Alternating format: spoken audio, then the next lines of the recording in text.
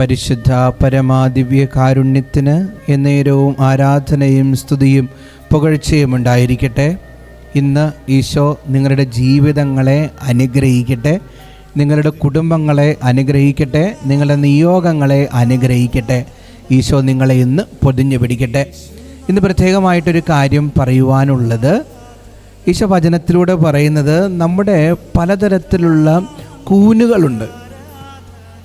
നമ്മുടെ ജീവിതത്തിൻ്റെ വളർച്ചയ്ക്ക് തടസ്സമാകുന്ന ഒരുപാട് കൂനുകളുണ്ട്. ആ കൂനുകളൊക്കെ മാറ്റാനാണ് വചനം സുവിശേഷത്തിൽ പറയുന്നത്. ലൂക്ക 13:10 മുതൽ 17 വരെയുള്ള വാക്യങ്ങളിൽ ഒരു കൂനുള്ള സ്ത്രീ, ഒരാത്മാവ് ബാധിച്ച് കൂനുള്ള സ്ത്രീ കർത്താവിൻ്റെ മുന്നിൽ വരുമ്പോൾ കർത്താവ് അവളെ തൊട്ട് സുഖമാക്കുന്നത് കാണുന്നുണ്ട്. കർത്താവ് തൊട്ട് കഴിഞ്ഞപ്പോൾ അവളുടെ ആ കൂന് മാറി, അവൾ നിവർന്നു, സ്വതന്ത്രയായി. ഇതുപോലെ നമ്മളെ ഒരുപാട് കൂനുകൾ ഇങ്ങനെ ബന്ധിച്ചിട്ടിരിക്കുകയാണ്.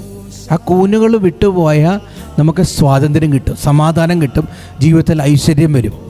മദ്യപാനം ഒരു കൂനാണെന്നേ, ലഹരിയുടെ ഉപയോഗം ഒരു കൂനാണ്. നമ്മളത് ബന്ധിച്ച് കളയും.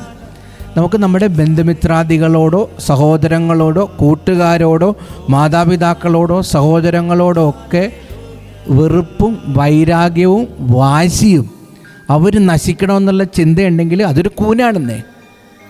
നമ്മുടെ ജീവിതത്തെ ഇങ്ങനെ പിശാച് ബന്ധിച്ചതുപോലെ നശിപ്പിച്ചുകൊണ്ടിരിക്കും.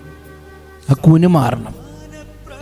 ജഡത്തിൻ്റെ ആസക്തികൾ, സ്വയം ഭോഗം, സ്വവർഗഭോഗം, മറ്റ് തിന്മകൾ, ജഡത്തിൻ്റെ ആസക്തികളിലൊക്കെ മുഴുകി കഴിയുവാണെങ്കിൽ അതൊരു കൂനാണ്. ആ കൂന് നമ്മളെ നശിപ്പിക്കട്ടോ, മനസ്സിലാക്കണം കേട്ടോ. കൂന് നമ്മളെ നശിപ്പിക്കും. കർത്താവിൻ്റെ കൃപ നമ്മളിലേക്ക് വരത്തില്ല. പിന്നെ ഒത്തിരി കൂനുകൾ നമുക്കുണ്ട്. നമ്മളൊന്ന് ഇരുന്ന് ചിന്തിച്ചാൽ നമുക്ക് മനസ്സിലാവും. ഒത്തിരി കൂനുകൾ, ഈഗോ, നിരാശ, ഇതൊക്കെ നമ്മുടെ കൂനുകളാണ്. ഈ കൂനുകളൊക്കെ മാറണമെങ്കിൽ ഈശോ തൊട്ടേ പറ്റൂ. ഇന്ന് പ്രാർത്ഥിക്കുകയാണ്, ഈശോ ഞങ്ങളുടെ കൂനുകളിലേക്കൊക്കെ അങ്ങ് വരണമേ, അങ്ങ് തൊടണമേ. ഈശോ തൊട്ടപ്പോൾ ആ മകൾക്ക് സൗഖ്യം കിട്ടിയതുപോലെ ഈശോ വരണം, ഈശോ വന്ന് നമ്മളെ തൊടണം. ഈശോയോട് ആത്മാർത്ഥമായും എളിമയോടെ ദാഹത്തോടെ പ്രാർത്ഥിച്ച്, ഈശോയെ അങ്ങ് കടന്നു വന്ന് എനിക്ക് മാറ്റാൻ പറ്റാത്ത ഈ കൂനുകളിലേക്ക് അങ്ങ് വരണമേ, എൻ്റെ ബലഹീനതകളിലേക്കും തഴക്കദോഷങ്ങളിലേക്കും തിന്മകളിലേക്കും അങ്ങ് കടന്നു വരണമേ, എന്നെ അങ്ങ് തൊട്ട് സുഖമാക്കണമേ എന്ന് ആത്മാർത്ഥമായിട്ട് പ്രാർത്ഥിക്കാം.